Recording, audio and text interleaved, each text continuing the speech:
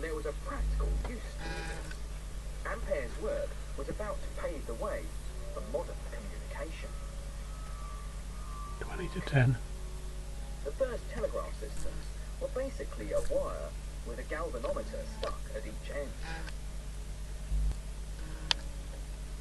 They worked by sending pulses of current down a wire, which then deflected these needles. Messages could now be sent at a speed of about 6 words a minute. But it took a grisly murder for this newfangled invention to be taken seriously.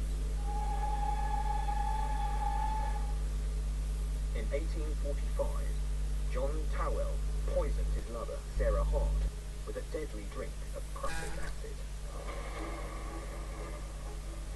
Fleeing the scene, he jumped on a train to London. The alarm was raised, and a telegraph message sent to Paddington Station.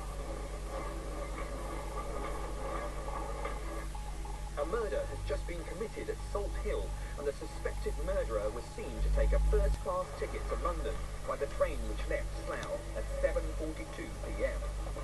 He is in the garb